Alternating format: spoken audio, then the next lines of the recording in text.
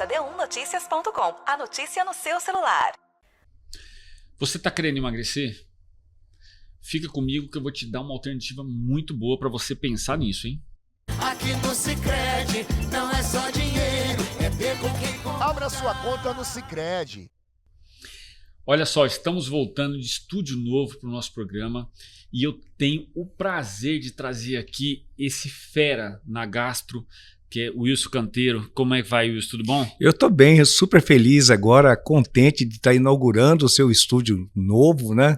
Realmente uma coisa maravilhosa. Campo Grande precisava de um estúdio desse para a gente fazer um programa tão bonito. Cara, ficou bacana. Olha, feliz, viu? Vai Ficou ficar muito bonito. legal. E olha só, a gente está abrindo com chave de ouro. Porque olha só, Canteiro, hoje nós estamos passando por uma febre das famosas canetinhas. Aham. E eu queria muito colocar aqui, porque assim, tem pessoas trazendo do Paraguai, tem alguns colegas receitando, mas muitas vezes não está sabendo da maneira correta de receitar, ou mesmo dos efeitos colaterais. E isso virou uma febre, tem muita gente ali comprando e fazendo. Ah, vou pegar a receita da minha vizinha. E isso pode gerar um transtorno muito grande. Inclusive, está até liberado para a apneia, né? Nós podemos receitar para apneia, mas eu acho que a gente tem que fazer isso com muito critério e com muito cuidado. E, Canteiro, você que é uma sumidade nessa parte de obesidade, que eu já te acompanho há anos, quais são os perigos, porque são vários, mas quais são os perigos do uso da caneta? Bom, Plácido, esse é um tema bastante relevante e ele é bastante atual e polêmico, né? Porque nós temos uma medicação no mercado ainda que ela tem um acesso restrito no Brasil, mas é um acesso irrestrito se você for pensar que ela pode ser trazida de outros países, e agora é um contrabando, né? Agora não é mais você levar uma receita e trazer para uso pessoal, agora passou a ser um contrabando. Isso criou um problema maior. Mas o uso da caneta, nós temos visto isso no consultório de uma maneira bem amplificada, ela tem sido feita de maneira errada, de maneira irresponsável.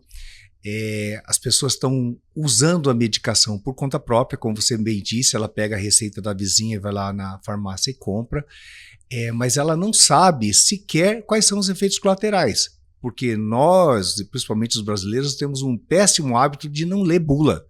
Então nós não sabemos qual os efeitos que essa medicação possa ter, quais são as pessoas que podem tomar, qual a quantidade a ser tomada, por quanto tempo a ser tomado.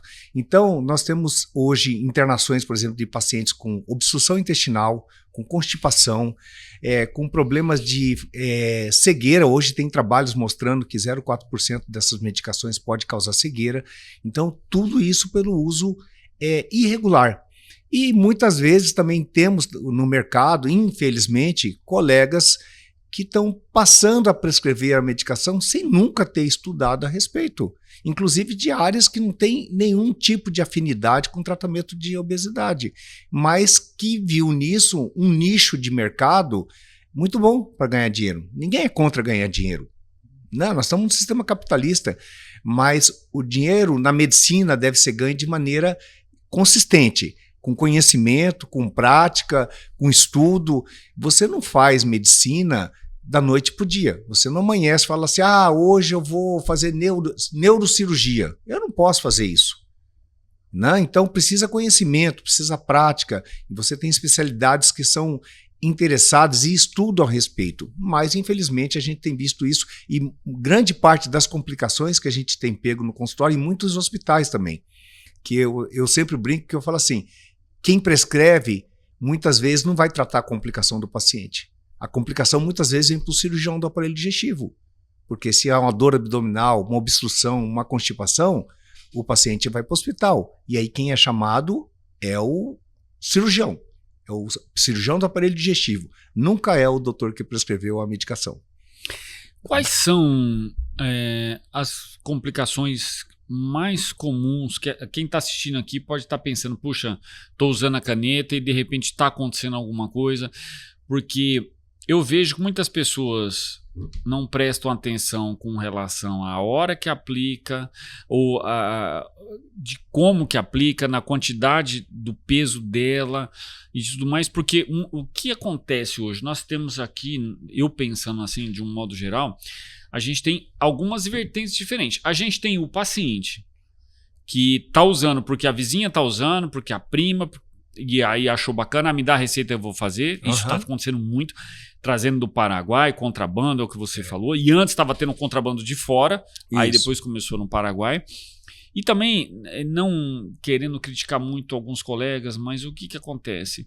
Eu acho que a obesidade é uma coisa muito séria, porque ela é multifatorial, a questão da obesidade. Não tem cura. Não tem cura. A obesidade envolve... É a mesma coisa na minha área quando eu falo de sono. Tem muitos colegas se aventurando em sono.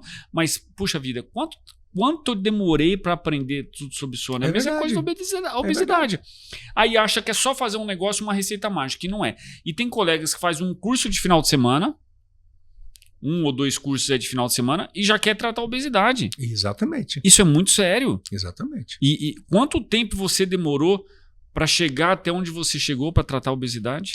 E eu lembro muito bem, quando eu te conheci, nunca você já chegou indicando a cirurgia. De jeito nenhum. Você não é um... Não, você foi dando alternativas. A cirurgia foi o último ponto que você falou. E assim deve ser. E assim deve ser, né? Assim. E aí, o que a gente pode chamar de alerta, além do que eu estou falando aqui, para as pessoas que de repente estão usando, e até uma coisa muito importante, o efeito rebote. Efeito rebote. Que essa é a palavra forte de 2026. É o rebote. Essas pessoas que estão utilizando as canetas agora, sem nenhum critério, sem nenhum acompanhamento médico errado, estão tomando a medicação a hora que bem entende. Horas. Você tem o GLP-1, que é o que tem na caneta, nós temos no tubo digestivo, lá no ilho, lá embaixo no intestino, que ele aumenta na corrente sanguínea quando a comida toca as células L, que são as células que produzem esse hormônio lá no ilho. E aí ele começa a aumentar na corrente sanguínea, fazendo com que nós temos a saciedade. Ou seja, o nosso GLP-1 ele não está alto o tempo inteiro na corrente sanguínea. E aí você toma uma medicação, você injeta uma quantidade de hormônio, aumenta essa quantidade de hormônio e muitas vezes você vai dormir. Você tomou à noite e vai dormir. A troco do que você tomou um hormônio que vai te dar saciedade na hora de dormir? Então, os horários eles têm que ser muito bem explicados para o paciente. Quais são os cuidados, a forma de aplicar, ela é subcutânea, mas para isso existem técnicas para você fazer subcutânea, né? Então, precisa ser ensinado para o paciente. Então, são cuidados, Plácido, pequenos cuidados que são negligenciados, tanto pelo profissional como pelo paciente. E aí começam a ter as complicações. Então, perda de massa corporal, massa magra, músculo, e isso é um problema sério, porque quando você perde massa muscular, e aí eu falo do rebote, 2026 ele usou 2025 a droga, não fez atividade física, não mudou seus hábitos alimentares, não fez nada, simplesmente ele queria um remédio para perder peso. Depender. Só isso. Mas ele quer continuar bebendo em quantidade, ele quer comer comida gordurosa todo dia, quer comer açúcar, carboidrato em quantidade, mas ele está magro. Óbvio, emagreceu porque perdeu gordura e perdeu massa magra. Daqui um ano, quando você parar de tomar a medicação, por vários motivos, enjoou, a medicação chegou no limite máximo, não fez mais efeito. Valores também, né? Valores. Num país que tem um salário mínimo de R$ 1.600, não paga uma dose para você comprar na farmácia da caneta. Então, assim, muitas pessoas vão parar de tomar, por vários motivos. E aí que vem o problema, porque aí você tem o ganho de peso, a perda de massa magra e você tem o risco de se tornar um obeso sem músculo, o que é mais grave ainda. E o aumento de gordura visceral, que é mais inflamatória. Mas com né? certeza. E você começa a prestar atenção nas pessoas que estão tomando essas medicações, e eu já vi isso no consultório, principalmente mulheres, elas emagrecidas e com barriga. Por quê? Porque não estão fazendo atividade física, tá? estão perdendo massa muscular e aí começa a ter flacidez da musculatura abdominal. A flacidez ela pode acontecer em qualquer músculo, né? Nos braços, no rosto, nas pernas, nas nádegas, mas você começa a perceber que começam a ter barriga. Mas peraí, eu não estava tomando uma medicação para perder barriga? Para ficar mais bonita, mais linha, né? Então isso não acontece, porque se você não está fazendo atividade física, isso acaba sendo uma coisa muito grave, porque você acaba tendo um corpo disforme. Isso que você está falando, eu estou prestando muita atenção no consultório, porque o que acontece? A gente tem pacientes lá que estão fazendo uso com alguns colegas dessa maneira que eu te falei. E o que acontece? O horário da questão do ciclo circadiano influencia e influencia os hábitos também, da seguinte forma. Por exemplo, a gente preconiza lá para o nosso tratamento a pessoa ter de 2 a 3 horas de jejum para poder dormir. Para ter o sono profundo, fase 3 e 4, ela tem que ter pelo menos 2 a 3 horas de jejum por conta do batimento cardíaco, sistema simpático, parasimpático, tudo isso. A vascularização já não está mais no abdômen, a circulação sanguínea já diminuiu. Aí o que acontece? As pessoas estão usando a caneta, aí estão se alimentando às vezes 5, 6 horas da tarde, só que ela esquece, ou 7 horas, ela esquece que a caneta, um dos processos é retardar a digestão. Então exatamente. Ela fica ali. Então ela não mergulha em sono profundo. Olha só a minha viagem aqui, cima do que você falou. Não mergulha em sono profundo, aí ela vai ter um sono fase 2, vai ter a desorquestração dos hormônios, aí nós vamos ter um outro problema. Não vai produzir o GH. O GH que faz lipólise de gordura abdominal. Claro. Não produz GH. Não. Aí, ou seja, mais massa gorda depois, porque não faz a queima da massa magra. Não faz a queima da massa gorda, porque não está produzindo GH, não faz lipólise.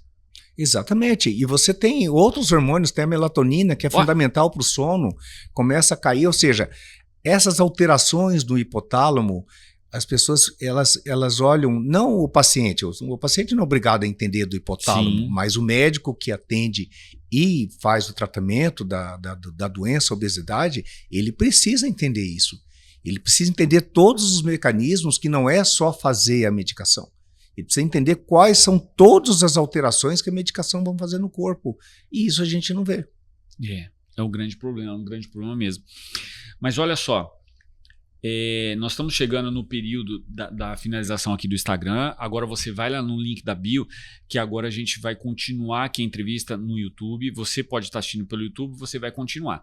Mas quem está aqui no Instagram, vai lá na bio para você continuar, porque agora a gente vai falar, eu quero que a gente mostre as imagens depois, sobre a cirurgia bariátrica, desmistificar. Isso. E hoje nós temos a robótica também, né? E tem a robótica também. Que é muito menos invasiva. Já chegou em Campo Grande? Já chegou, então fica comigo que você vai gostar de ver. Cada dia no Sicredi é assim. O Sicredi inteiro fica te esperando, pra te ver sorrindo, pra te ver sonhando. Aqui no Sicredi não é só dinheiro, é ter com quem contar, é confiar, realizar de jeito maneira. Não é só dinheiro, é ter um parceiro. Eu sou o Sicredi, tô no Brasil inteiro. Não é só dinheiro, é ter com quem contar. Abra sua conta no Sicredi. Antes de a gente ir para os vídeos e a gente explicar como que é uma cirurgia bariátrica, mesmo quem vai fazer a bariátrica, você pode usar a caneta, né? Antes, claro. Depois, né? Você não é totalmente contra, né? Porque as pessoas acham que a gente está aqui sendo contra. Não, de jeito nenhum, não. Eu falo assim, eu sou super a favor. Super a favor do uso dos peptídeos injetáveis, eles são fundamentais para que a gente possa ter qualidade de vida do paciente. Mas é o que eu falo, é a orientação que a gente critica, é o uso desmensurado, é o uso errado, é isso que a gente critica. Eu sou muito crítico porque eu falo assim, a medicina tem que ser bem feita, a medicina tem que ser de qualidade, porque se a gente entrar no comércio e não visar o paciente, aí a gente não está fazendo medicina. A gente está fazendo um comércio, aí o paciente passa a ser um objeto de ganho de dinheiro e não uma pessoa que vai entrar no seu consultório buscando ajuda. Porque quando ela vai lá com a obesidade, ela está pedindo socorro, Plácido, porque ela já fez de tudo na vida e não conseguiu emagrecer.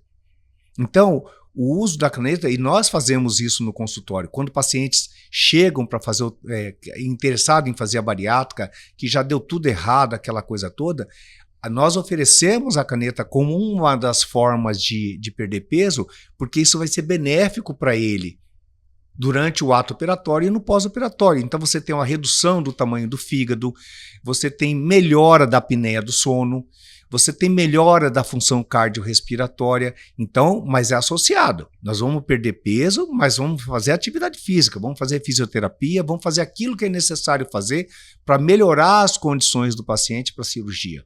Aí ele faz uma cirurgia de qualidade. E aí no pós-operatório, lá no passado anos, ele por um acaso volta a ter a recidiva, e é normal, tem uma taxa de recidiva da cirurgia, a caneta entra novamente como uma complementação do tratamento. Então você tem o que os americanos chamam de recovery, né? É o resgate do paciente. Você traz esse paciente e faz ele perder peso novamente com a ajuda dos peptídeos. Então é como se fosse uma carta na manga que você vai tendo pro tratamento. Exatamente. Por quê? Aquilo que a gente falou no começo do programa, nós estamos diante de uma doença que não tem cura e não tem bala de prata. Quem disser que traz para dentro do consultório e cura a obesidade, está mentindo. E está mentindo de maneira deselegante, desleal com o seu paciente. A cirurgia a gente tem que explicar para o paciente, a obesidade a gente tem que explicar para o paciente que é uma doença crônica e deve ser acompanhado para o resto da vida para ter sucesso. Joia. E Canteiro, nós temos basicamente aqui 2 tipos de cirurgia, né? Temos. Eu queria que você explicasse, pode passar? Pode colocar sim. aqui para ele já olhar. Hoje nós temos a cirurgia chamada ileais também, que foi aprovado pelo Conselho Federal de Medicina, né? Mas aqui mostrando a evolução, né? Hoje você pode resolver o problema da obesidade pela robótica também. Tem uma excelente recuperação, tempo de hospital pequeno, o índice de algias, de dores também são menores, e você tem uma tecnologia extremamente avançada para isso. Aqui foi quando a gente foi fazer o treino, lá em São Paulo, o treinamento, a gente treina no próprio robô, tem algumas nuances diferentes, mas isso faz parte do treinamento. Isso são horas e horas de treinamento para você chegar no paciente. E a vantagem é a visão aí, né? Principalmente a visão, né? A visão, hoje, essa tecnologia da Vinci tem uma nova tecnologia, aí, ó, e mostrando, vai ter um lançamento não só da Vinci, mas outras plataformas também de robô estão sendo lançadas. Isso aí foi num congresso lá nos Estados Unidos que eu fui, em San Diego, mostrando as novas tecnologias que estão chegando por aí em termos de robótica, o que é excelente para o paciente, né? E prolonga a vida do cirurgião também, né? A vida cirúrgica do cirurgião, né? Porque você trabalha muito mais descansado, sentado, o seu esforço é menor, então tudo isso faz a gente trabalhar melhor com o robô. Você vai ver aqui são os braços trabalhando, né?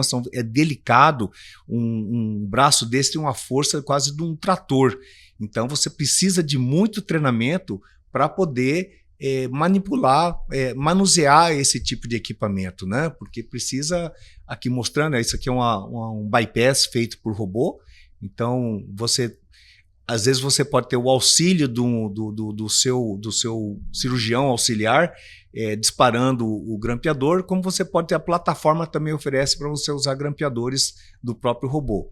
Aqui mostrando um fechamento de parede abdominal, né, feito por robô. Então, se você vê e essa é uma imagem interessante, Plácido, porque ela está de cabeça para baixo. Que legal. Isso é tipo uma hérnia, a barriga, por exemplo. A parede do paciente está para baixo, né? Só que para você não ficar olhando para cima, o robô inverte a imagem, é como se você estivesse fazendo toda a sutura no chão do abdômen. E, na verdade, isso é a parede anterior do abdômen. Sério, cara? Sério. Que bacana. É muito legal. É um brinquedinho gostoso, viu? Olha só. Realmente é uma coisa que você... É um patamar da cirurgia. Hoje, para você fechar uma hérnia, você pode fazer com isso aí. Exatamente. Isso aqui é um exemplo, eu trouxe, não é sobre bariátrica, mas é um exemplo de você fechamento de uma diástase de parede abdominal.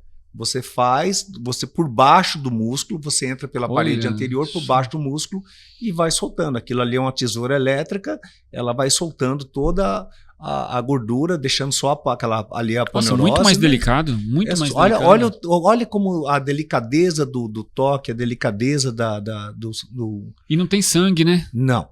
Olha É só. uma cirurgia que a perda sanguínea é muito pequena. É quase desprezível.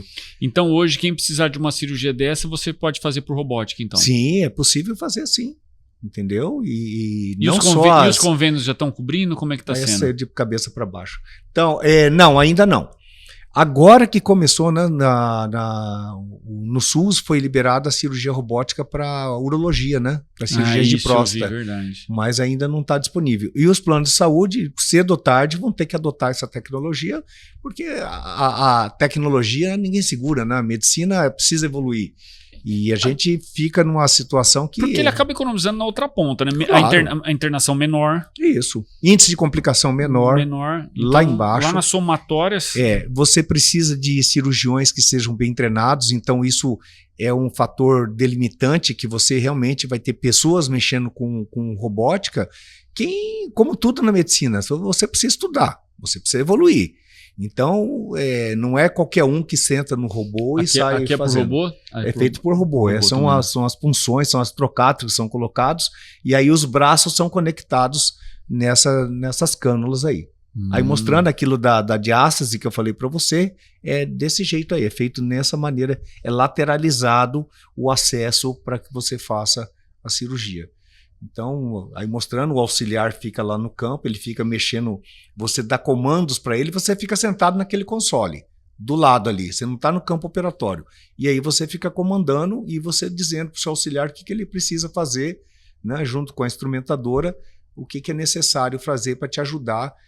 A sua equipe são os seus braços lá no paciente. Os seus braços estão aqui mexendo no robô, no console. Nossa, que bacana. Então é a evolução. A evolução, e quando me perguntam, faz aquela clássica pergunta, a cirurgia bariátrica vai acabar? Num determinado momento da vida vai. Né? A gente vê em vários segmentos da medicina, a evolução de células-tronco, uma série de coisas que realmente vai diminuir a intervenção cirúrgica no paciente. Mas esse ainda não é o momento. Isso ainda, você vê, um país que tem 30% da população só que está nos planos de saúde, o restante está no SUS, e o SUS hoje faz a cirurgia robótica, a cirurgia bariátrica por vídeo, super bem feita, você tem um hospital universitário, você tem o hospital regional fazendo, com gente capacitada, então vai ser ainda uma cirurgia que a gente vai usar por um bom tempo ainda. Né? Nós mesmo nos Estados Unidos, você vê que é um país rico, um país que tem as canetas até muito mais em conta do que para nós aqui, no custo, e mesmo assim você não diminuiu a cirurgia bariátrica, ela continua ocorrendo, porque você vai ter pacientes que a caneta não vai funcionar. Não vai funcionar mesmo. E aí o paciente ele tem que procurar um médico que possa dar o caminho certo para ele. Dizer para ele, olha, a sua indicação são as canetas, a atividade física, aquela coisa toda, como nós fazemos no consultório. Sim. Né? E tem o paciente que você fala, olha, a indicação para você é o tratamento cirúrgico. Mas, Canteiro, não sei se é legal falar isso, mas eu acho que a gente não tem idade para ver o fim da cirurgia ainda não. Não tem, isso vai demorar muito. Quem sabe que a robótica é mais um pouquinho ainda. Porque o que acontece, a gente percebe que a obesidade por não ter cura é porque está muito intimamente ligada a hábitos, manias. Eu lembro uma vez, quando você estava falando comigo, que você falou assim, Plácido, há um exemplo que você deu, exemplos de reuniões de família que as pessoas comem muito. Você falou assim, é um momento de comunhão. Sim. Que as pessoas... Então, as pessoas acabam tendo muito isso e aí acaba tendo o prazer na comida. Isso. Então, isso eu não sei um dia que isso vai acabar. O problema é quando o prazer ele vira vício. Essa é uma doença. Né? A compulsão, o vício, são doenças que precisam ser tratadas. E aí a importância do tratamento psicológico e psiquiátrico eles são fundamentais. Eu não abro mão na equipe do acompanhamento psicológico e psiquiátrico, porque não adianta, Plácido. Se o paciente tem uma compulsão alimentar, não vai ser caneta, não vai ser cirurgia, mas nada neste mundo que vai fazer esse paciente ficar magro. A gente tem um exemplo disso. Eu gosto muito de assistir de sexta-feira o seu amigo, Dr. Nau. Dr. Nau. E ali, depois a gente vai até mostrar aqui. A gente presta atenção ali, e é claro que o que ele coloca ali nos quilos mortais são coisas bem avançadas, mas você vê a dificuldade que é, e aí a pessoa consegue emagrecer quando ela está dentro do hospital, porque exatamente. Saiu do hospital, vai para casa, perde de novo, porque é a compulsão, e aí a gente que está de fora, a gente fala, como que não consegue, mas não é o que você falou, é o vício, é a mesma coisa um cara viciado em cocaína, em crack. Exatamente, porque é o prazer hedônico, né? É aquela coisa de você ter um prazer na vida. E a comida é um prazer. O problema é que às vezes esse prazer passa a ser uma doença, né? Como o prazer de beber, né? Todos nós sentamos no final de semana, vamos tomar um vinho, essa coisa toda, mas a partir do momento que eu começo a tomar uma garrafa de vinho todo dia, eu começo a beber ele aí, ó. Olha aí. Esse é um grande médico, eu sou muito fã dele, uma das minhas inspirações como cirurgião bariátrico. E ele bate muito nessa tecla, né? Ele não opera ninguém sem a pessoa perder peso, né? Não, já por conta disso, né? Exatamente. Por causa dos efeitos. As pessoas, eu falo assim, a perda de peso antes da cirurgia ela é fundamental para você diminuir o risco cirúrgico, melhorar a sua capacidade ventilatória, capacidade anestésica. O anestesista é muito melhor entubar um paciente, fazer uma anestesia geral num paciente que tem uma capacidade ventilatória menor, capacidade cardiológica melhor. Então as pessoas têm que entender isso, que é todo um conjunto que faz a cirurgia dela dar certo. Não vai dar certo se eu levar meu paciente para operar lá no Parque dos Poderes, ao ar livre, se eu não levar meu instrumentador, se eu não levar o anestesista, não levar toda a minha equipe. Então, assim, é todo um conjunto, a escolha do hospital, quem vai nos auxiliar, os estudos que a gente faz, os congressos que a gente faz. Existe todo um preparo por trás para que isso dê certo. Não é simplesmente o paciente cair de paraquedas no consultório e eu indicar a cirurgia sem nenhum cuidado com esse paciente, sem nenhum carinho, sem nenhum acolhimento, sem nenhuma empatia pelo meu paciente. Verdade, Canteiro. A gente está chegando no fim. Nosso tempo já está estourado aqui, mas eu quero te agradecer demais a oportunidade de começar com você esse estúdio novo, dessa entrevista, de poder ilustrar isso para as pessoas, de chamar um alerta isso para a população. Eu acho que quem está assistindo esse vídeo, se tocar no seu coração, curte, compartilha, porque eu acho que isso a pessoa tem que entender isso, porque aqui quem está assistindo, nós temos uma variação, uma gama de pessoas, e nós temos desde o que já está sofrendo, como a gente assiste no programa, como aí, tá vendo? Falei, até o apito aqui, né? Até o apito, né? E quem tá sofrendo, como aquele que muitas vezes tá indo já pro caminho e não tá percebendo. Exatamente. Tá entrando no vício e não tá percebendo. Então eu acho que é muito importante. Eu vou perguntar se a gente pode colocar suas redes sociais aqui. Claro, por favor. As pessoas quiserem tirar dúvida, que muitas vezes as pessoas podem ter dúvida, né? Isso. E saber que tem alternativa. E tem alternativa. O intuito de um bom médico, que eu sempre falo, é ele não tratar só corpo, é o médico que trata corpos e almas. Então, você procure o seu médico, mas procure um médico que realmente te entenda. Um médico que realmente vai te oferecer aquilo que é melhor para você. Esse é o verdadeiro médico. Isso é importante. Então, que isso fique gravado na sua mente, tá? Vamos se cuidar. E eu acho que esse tipo de entrevista é uma entrevista que você tem que guardar isso, porque você pode precisar, ou mesmo alguém da sua família. Meu irmão, muito obrigado de coração. E o estúdio está de portas abertas aqui. Sempre que você precisar do jornal, estamos ao seu dispor. E de coração, venho te agradecer. E tenho certeza que essa